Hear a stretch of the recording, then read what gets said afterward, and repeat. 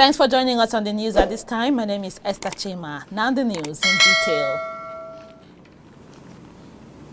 Abia State Government has approved a 90-day moratorium for building owners in Abia, covering both commercial and residential properties. During this period, property owners are required to submit their building plans to Greater Abia Development Authority (GADA) for approval without incurring any fees, aside from the standard charges that would have applied when the structures were originally erected. This initiative, according to Mr. Uche Ukeje, Director General of the Greater Abia Development Authority (GADA), is aimed at compiling comprehensive data on the number of buildings in Abia, including details about their ownership and location. Mr. Ukeje also said that the information gathered will help streamline processes related to compensation in the event that government projects necessitate the demolition or alteration of any properties. He emphasized that the government's goal is to use this data to enhance city planning and ensure that future development in Abia are well coordinated. Minister for Petroleum Resources Heineken Lokwebri says there will be availability of premium motor spirit, otherwise known as petrol, by the weekend. The minister stated this following meeting with the Vice President as well as the Managing Director and Chief Executive Officer of the Nigerian National Petroleum Company Limited, Mele Kyari, and the Executive Director of the Nigerian Midstream and Downstream Petroleum Regulatory Authority, Mugo Okoha, at the State House. Lokwebri said the meeting was at the instance of President Bola Tinubu, who he said was concerned about the hardship being faced by Nigerians. He urged Nigerians to desist from panic buying, stating that the government was not fixing prices and the prices would be stabilized as soon as the product was made available.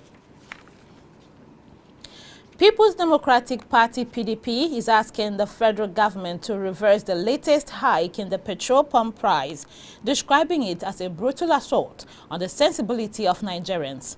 PDP, in a statement by its National Publicity Secretary, Nebo Ologunagba, said the increase in petrol price without due regard to the well-being of the people is akin to pushing Nigerians to the wall and daring them to do their worst.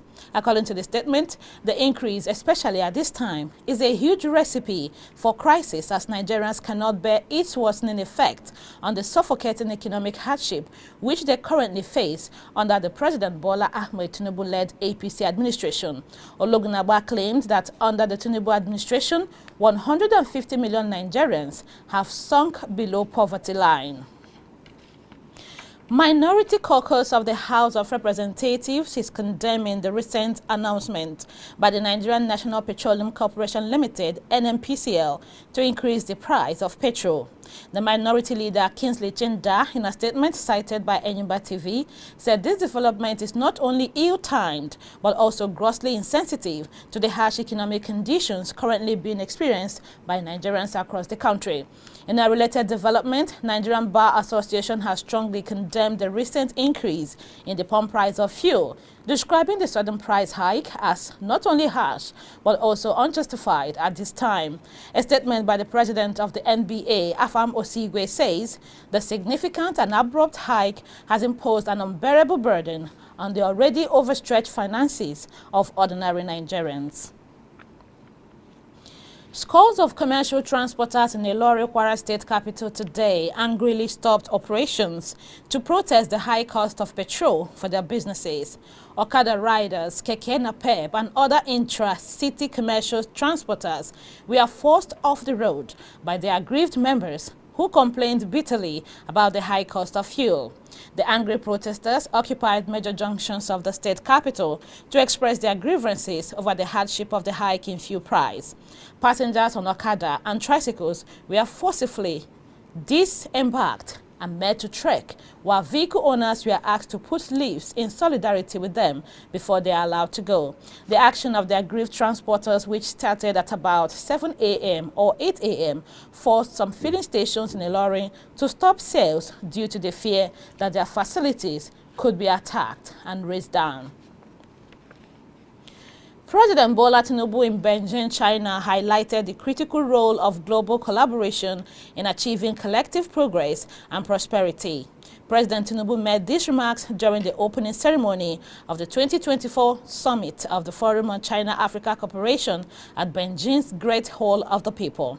He praised the China-Africa partnership as a model for sustainable development and shared prosperity. The president highlighted the partnership's visionary approach and its potential to foster exceptional growth and development for both Africa and China. No fewer than 2,776 Nigerians have been killed, 16,309 injured between January and July as a result of road crashes this year. Also, 2023, 5,081 people lost their lives and 31,874 were injured. This was disclosed by the Secretary to the Government of the Federation, George Akume, at the launch of a mobile app known as National Crash Reporting Information System Portal in Abuja. Akume explained that the portal would afford road users the opportunity to report road crashes and other related issues across the country. FRSC Corps Marshal Shehu Mohammed stated that the Corps had been active in formulating and implementing policies to improve road safety administration. Federal government has reviewed the feeding allowance of inmates in the Nigerian Correctional Service. The spokesman of the service, Umar Abubakar, said this while fielding questions from journalists during the Strategic Communications Interagency Policy Committee's monthly press briefing in Abuja. Abubakar said the increment was the first part of the review to cushion the hike in the price of food in the country. The federal government has announced that only buyers with national identification numbers would benefit as it commenced the sale of 30,000 metric tons of milled rice to Nigerians at a subsidized rate of 40,000 naira per 50 kg bag. President Bola Tinubu, represented by the Minister of Agriculture and Food Security, Abubakar Kyari, stated this during the flag-off ceremony on Thursday, that the rice intervention will be sold strictly on a one-person, one-bag basis. He emphasized that the process was designed to prevent individuals from obtaining more than 1 kg bag of rice, noting that beneficiaries will be verified through identification methods such as the NIN and phone numbers to prevent fraudulent individuals from accessing multiple bags at the expense of other citizens. Kyari explained that the 50 kg bag of rice priced at a flat rate of 40,000 naira per bag are part of the federal government's efforts to provide subsidized meal rice to help alleviate the ongoing food crisis in Nigeria. Federal government has declared a state emergency at the Onne port in Rivers State following the repeated incidents of importation of dangerous cargo, including arms and ammunition, through this port. To this effect, the government said it is immediately implementing emergency protocols at Onne port for the next 3 months by conducting thorough examination of all suspected containers in the premises. Controller General of Customs Bashir Adeniyi stated this during a press conference to unveil the seizures of illicit goods by Nigerian Customs Service Area 2 Command Onne in Eleme local government area of Rivers State. Adeniyi said the recurring incidents pose a threat to national security.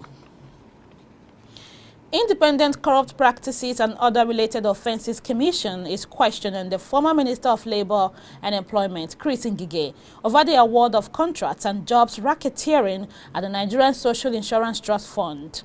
ICPC spokesman Demola Bakare confirmed that Ngige was at the Commission's headquarters to provide details of an ongoing investigation.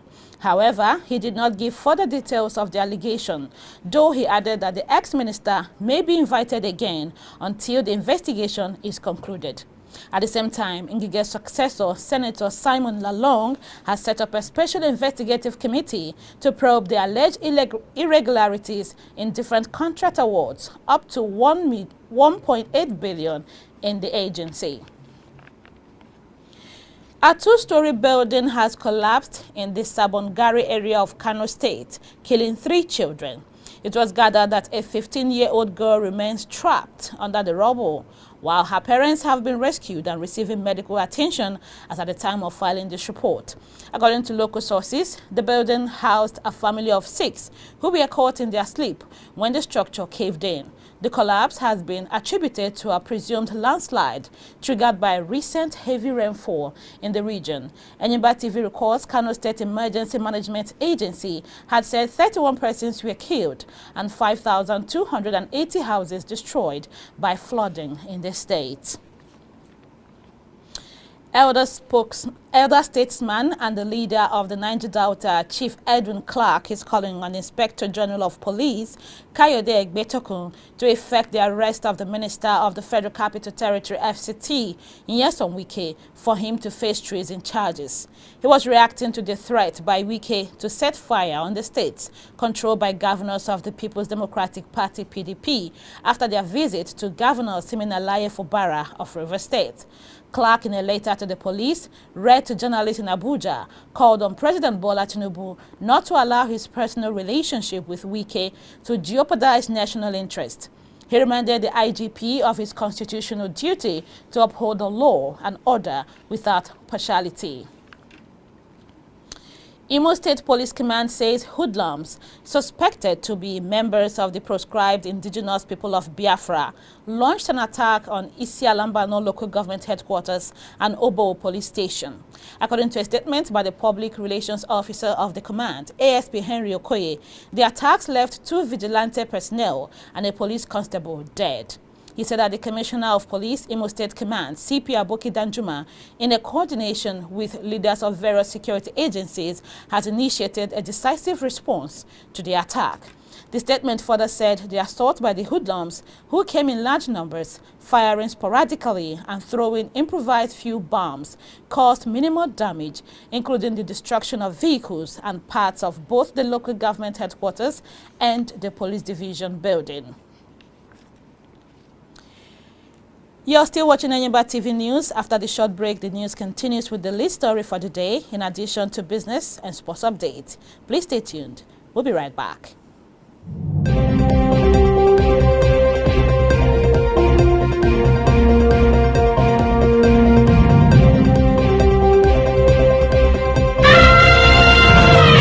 Welcome back and thank you for being there. Now the lead story.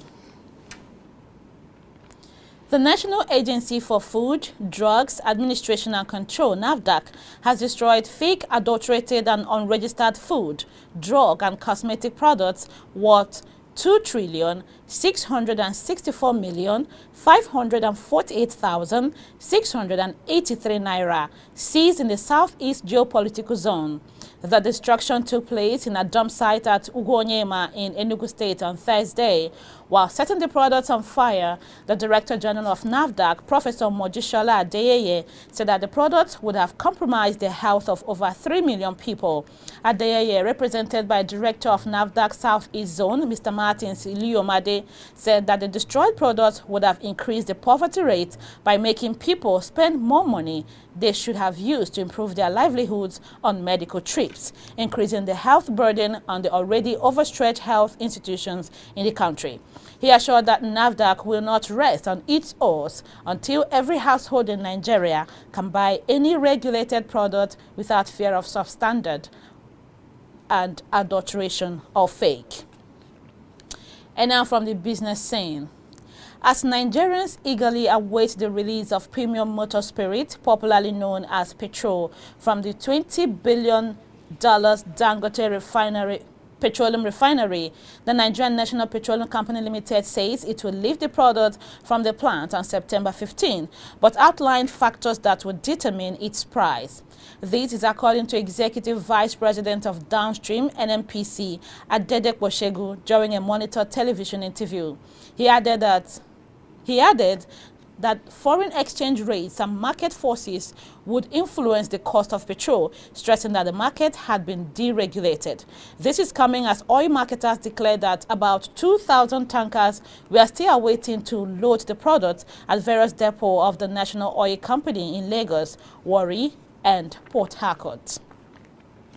And now sports. Super Eagles forward Victor Osimhen has arrived camp for Nigeria 2025 African Cup of Nations qualifiers against Benin Republic and Rwanda. Osimhen's late arrival is connected to his transfer to Galatasaray from Napoli, which he had to finalize. He arrived Uyo and immediately joined his teammates to intensify preparations for Saturday. Osimhen would be expected to lead the line for Austin Eguavoen's side. Other options up front are Baye, Leverkusen's Victor Boniface, Nottingham Forest Taiwo Awoniyi, and Atlanta Ademola Lookman. His arrival means all 23 invited players are now in camp. And with that sports story, we wrap up this edition of the news on Enyimba TV at this time. But before we go, here is a recap of the top stories.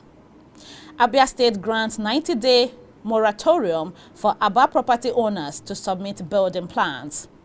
NAFDAC destroys fake adulterated products in Southeast. Federal government promises petrol prices will stabilize as supply increases over the weekend.